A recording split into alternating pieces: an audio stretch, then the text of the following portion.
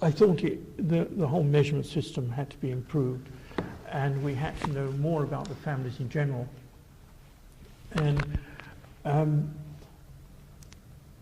he had money, quite a lot. I've forgotten where he got it from.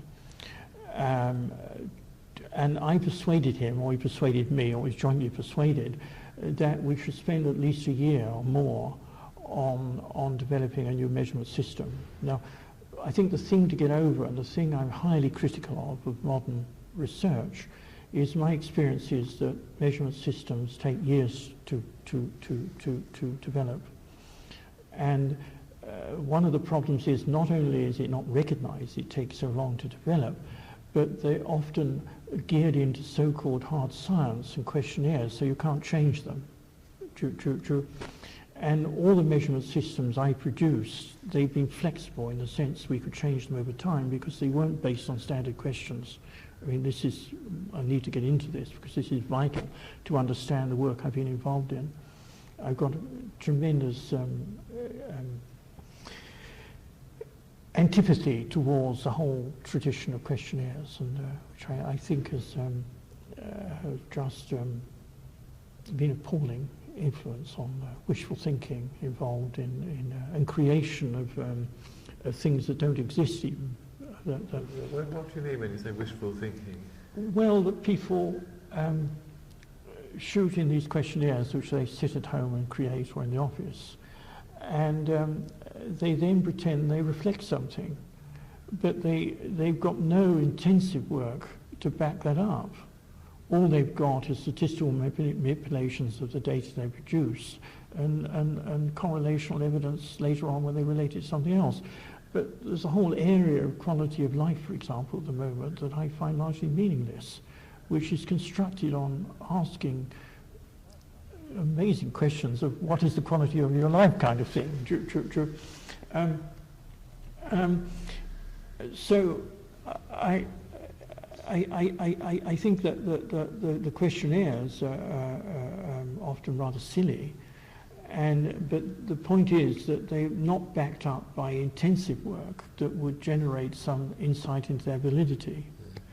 Now, I can also go on to say I think questionnaires can play a valuable part in prediction. You know, they can. But if you're into the area of mechanisms and really what's going on, they've got potential grave shortcomings. And they can construct things that are simply not there. So there's a whole area of research on violence in the family that I recently got involved in. And it's widely accepted on the basis of this research, questionnaire research, that women are just as violent in families as men. And one of the key social scientists, one of the brightest social scientists in this country is Terry Moffat at the moment. He works at the Institute in Mike Russell's centre, what was. And 2 years ago she published a paper quoting this work as though it was acceptable. But of course it's not, it's nonsense. That when you get down to it, women rarely are anywhere near as violent as men, and the circumstances, the context are quite different. True. I won't go into details. So how are these statistics generated then? Well, for example, you find out a woman will tend to be violent in desperation after a long history of battering and so on, and it's typically ineffective. True. Or they will, when you put into context, you ticking if you kicked or something, and you find out on the interview that they kick each other in bed out of fun, more or less. True. What I'm saying is, unless you tie these responses down to context, you can't have any clue what the hell they mean. Now, some questionnaires work, but without that background material, intensive interviewing to back up, I think they're wishful thinking on the whole, and deeply misleading, potentially. True. And the idea, I mean, one of our major social problems is the violence of men in marriage at the moment.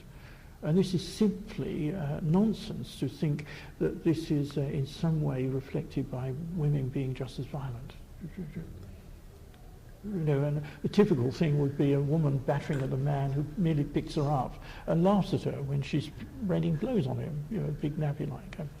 Any rate, where was I? Oh yes, I was getting at that one of the things I will emphasise about what I see as important measurement systems, that they should be allowed to grow in the light of, you should have various versions, editions.